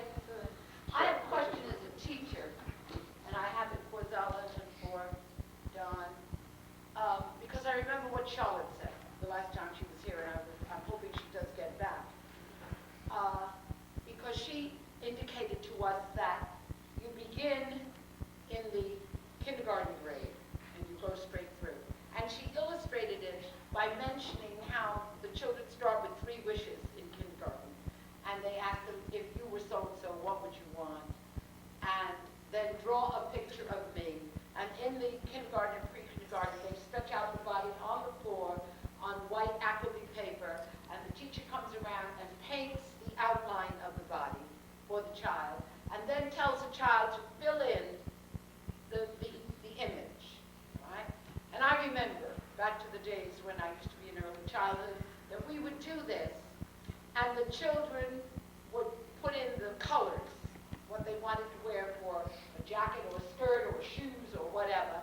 And then when it came to coloring the body, the arms and the legs and the face, they would say, they would leave it white.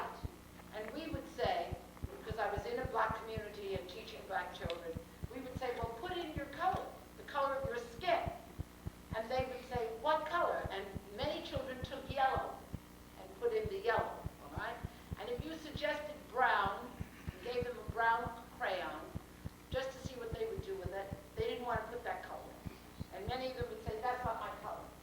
And if you gave them black, interestingly enough, they didn't use it at all, most of them. And these are truths, these are facts, not just myths. And so my concern would be, as a teacher and an educator, we have to decide what we're going to do, but I don't think we can wait until we get to this level, to the college level, to do it. Because we know that here we're dealing with adults who come with their own identification of what they think they are and where they have come from. And I think that as college professors and educators who are dealing with Afrocentricity, we have to fight to begin at the beginning, even before the pre-kindergarten and kindergarten, because the main sources for children's and young people and young adults come from the family and the family environment. And mothers and fathers give their perceptions of what it is to be an African American or to be Caribbean or to be whatever. And I remember specifically how important this is, because in 89 and 90 I took a trip to Hawaii, and I was talking with all of the Hawaiians, and I said to each one that I met,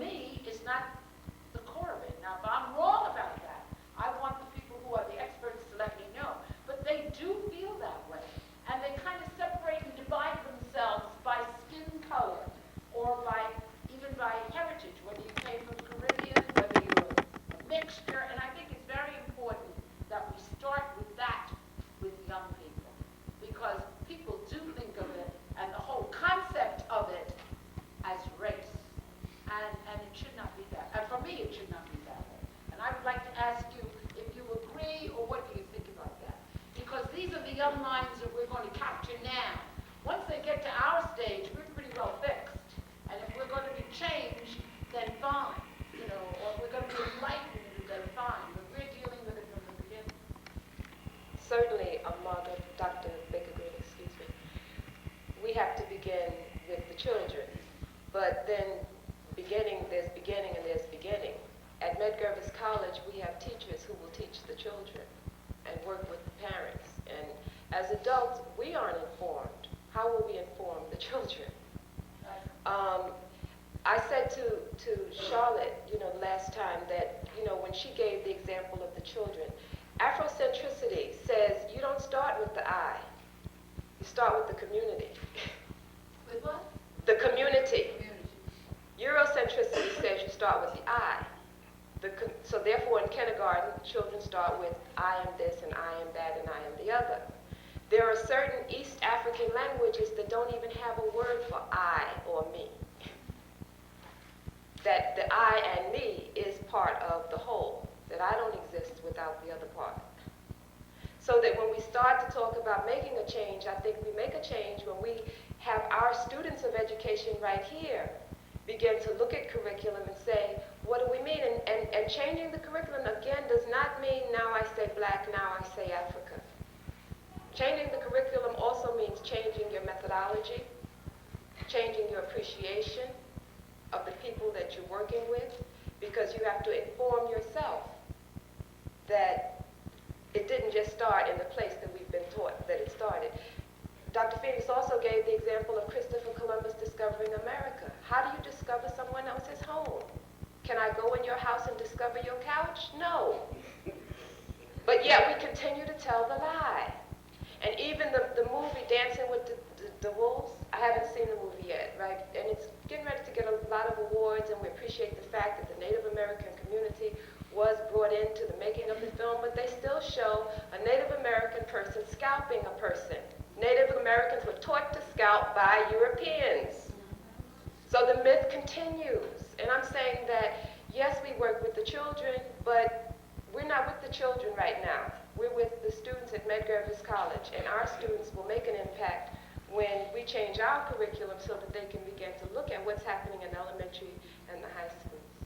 And besides, I think that when Dr. Charlotte spoke at this forum or in different forum, she talked about the number of students who graduate in this college who teach in high schools and elsewhere in elementary schools. And if you think about the number of students they teach a year and multiply that by the number of families that those number of students represent, then you can easily see the possibilities here. Just to reinforce what I was saying. To add a different dimension, I remember Dr. Maya Sharp used to teach her, and she used to begin her class by doing an exercise in the mandala and meditation. She was severely criticized for it. She was given bad ratings for it because it was said it had no relationship at all to what was going on in the classroom. It's talking about different worldviews. I've always thought that, and maybe this might be a way of, again, getting back to what Dr. Nicolescu raised last week, that maybe our elementary school teachers and primary school teachers should be taught meditation, because maybe young people should be taught how to be still internally. And that might be looking at a system come out of Asia, since those are the most readily available. That different concepts of the self. I never taught my kids when they were small about slavery. I didn't do it deliberately. I did not want them growing up thinking that white people were God and had any control over them. I figured that was soon enough time to learn about being slaves. I still believe that today. I think that if we're going to talk about being Afrocentric or being non-Eurocentric, which might be a better expression, unless you understand Afrocentric to be worldwide, we really have got to start talking about different views of what we teach children about even what the concept of the self is. Because the self does not have to be I. The self can always be we. There's no reason for the self to be defined defined in terms of race, since race is a European classification. Thank you. Dr. Zambrana. Yes. I have a question for Dr. Chandler.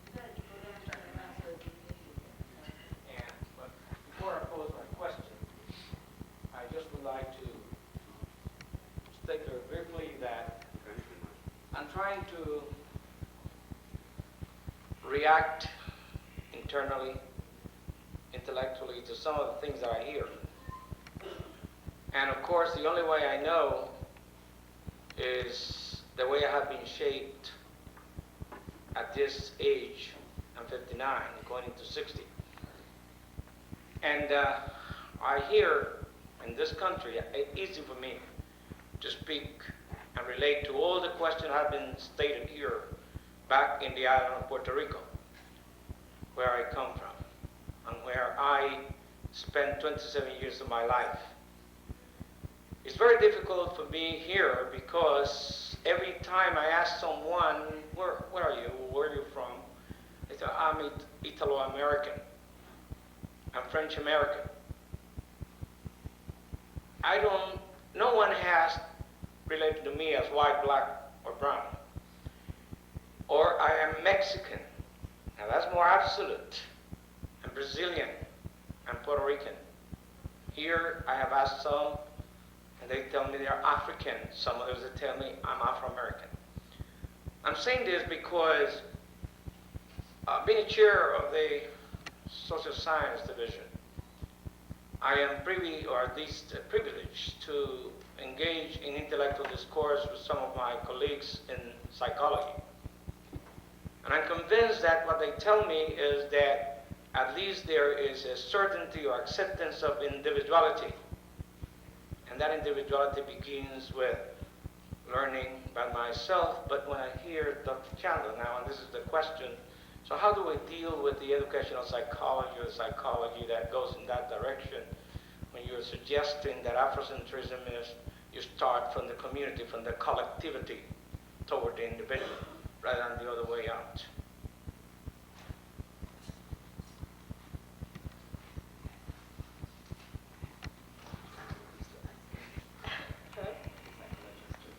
Oh, you said let the psychologist respond first. Yes, I think, with your permission. No, the question is for her. I know the question. No, excuse me a minute. I know the question is for her, but the question is beyond what she has said, and it also has relevance to a particular approach to a discipline that emphasizes a particular thing. We have a psychologist here who's been recently had more than one, pardon me, two. So that at least let's hear from them, and then after that, Dr. Zola Chandler will then make her own comment, which comes from a more philosophical, cultural base. Okay? I'd like to speak.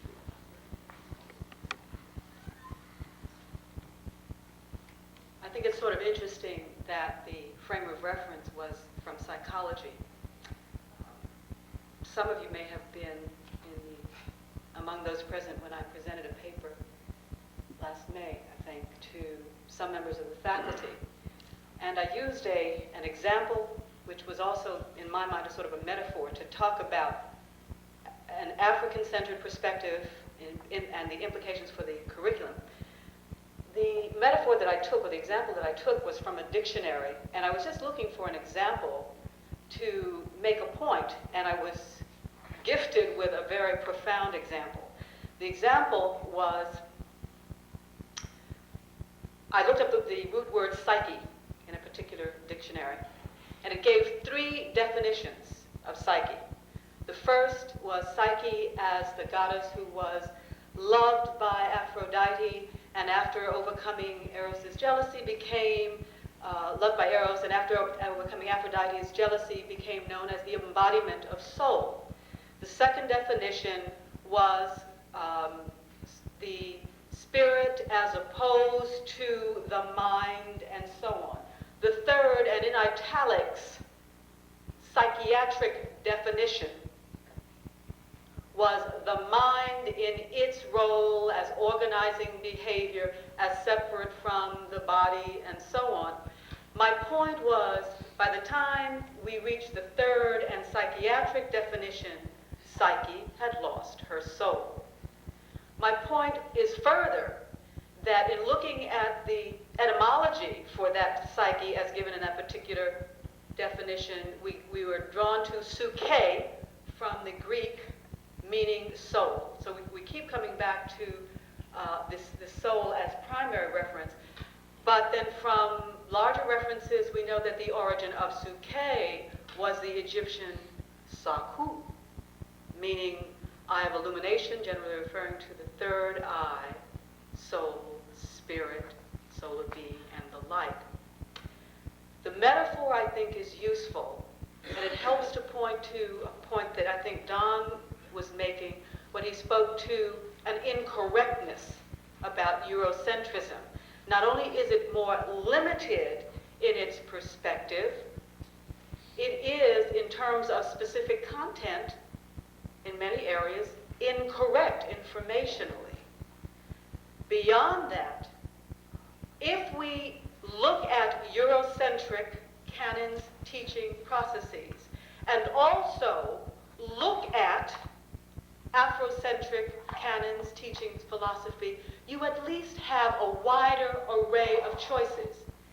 Does not ignore the individual, puts the individual in the context of the community, which is out of an African-centered value system, which does not lose the individual, but puts the individual in a larger context. And so when we use contemporary Eurocentric psychology as the source of talking about the we are using a very limited perspective, and we are even using an incorrect definition of the concept of psychology. Tom Edwards. And then Bell and Kate. So I simply want to add to some of the points that Dr. Sheila Johnson made. And first of all, the concept of the self in psychology is Eurocentric by definition, and that most of the theories and the discussions that we do have in psychology are obviously out of mainstream psychology, is Eurocentric and Europe, Germany, Austria, that area in particular. However, what is interesting, and I think that what would be useful to the audience is perhaps some additional information concerning the orientation of black psychologists.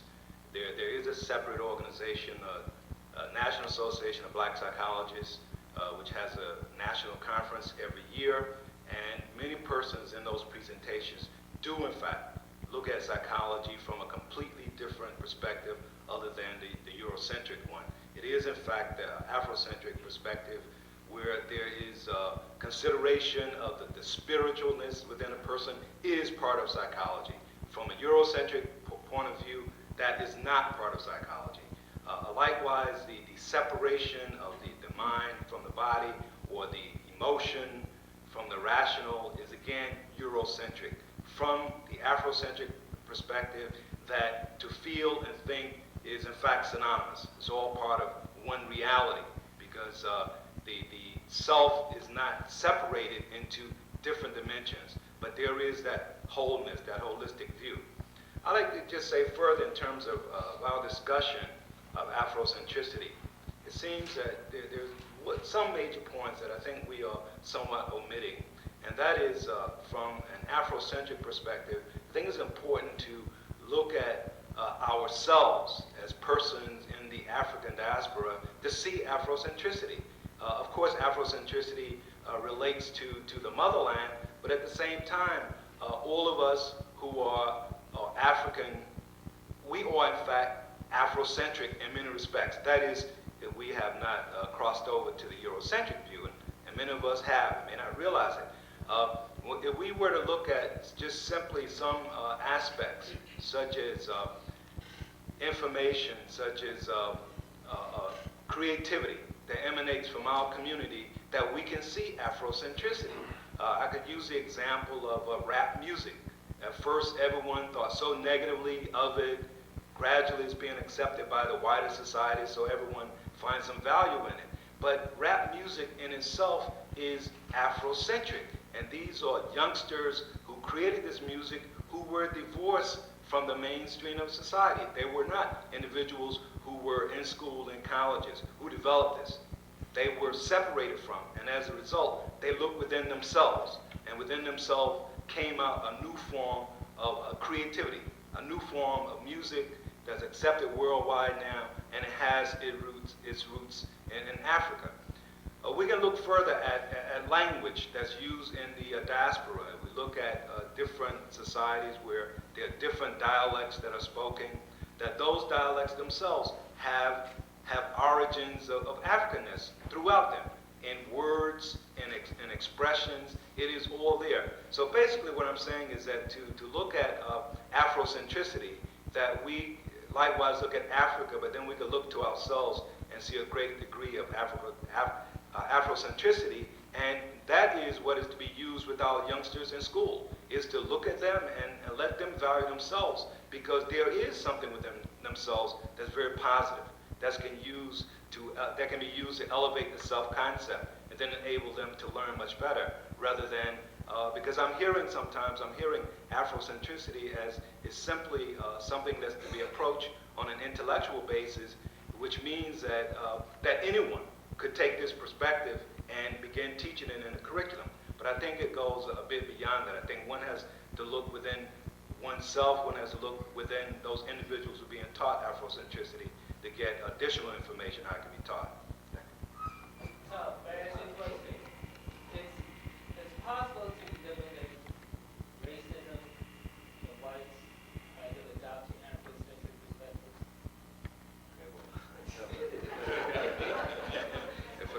If I could give the answer to that, I think I'll be a billionaire tomorrow. Yeah. But I think that is an interesting question. Oh yeah, I'm sorry. The question was, is it possible to eliminate racism in whites by their adopting an Afrocentric perspective? Yes, that was a question. And I would say that obviously if there is that attempt to have an Afrocentric perspective, as well as a Asian perspective, a Mayan perspective, if that is there, I think that would in fact help eliminate the racism, because with the knowledge, I tend to believe that people will accept other people's contributions and put their own contributions in line as part of a world contribution to society. Let me just say this. I think it was very difficult to answer the question at this point in time, or not here anyway. But the point that Tom was making with emphasis on African cultural survivals in the diaspora, there's definitely no doubt about that, and the typologies would indicate levels of survivals from Suriname all the way to the northern parts of the United States in varying degrees. But beyond that, I think that the issue that is implied in the point that Dr. Zambrana made is also one that in anthropology we talk about culture bound and the dangers of creating models, European models that we then superimpose on non-European societies. Specifically, Freud's psychoanalytic theory, which Malinowski went to the Trobriand Islands to test out. His conclusions were that there was no such thing. Okay, because when you look at the existential and normative assumptions that underlie Trobriand society, it is essentially very, very different from that of European societies. And out of those assumptions came the way that the social structure of society was set up.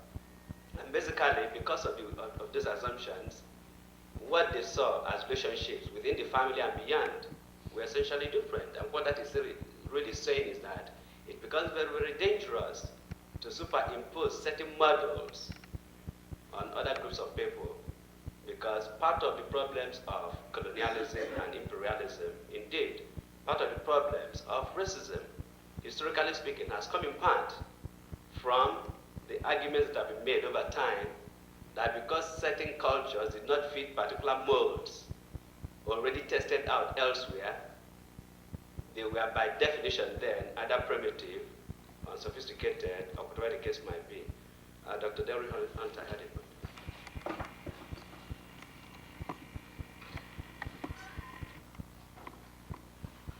Good afternoon. I would like to approach the question that was raised by Raphael from another perspective, going back to my childhood.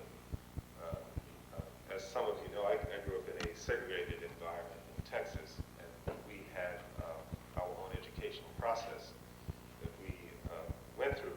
So out of, I guess, good fortune and fate, we had a principal when I was going to school there, and the school was all the way from kindergarten to 12th grade, and it was in one campus, had one campus setting.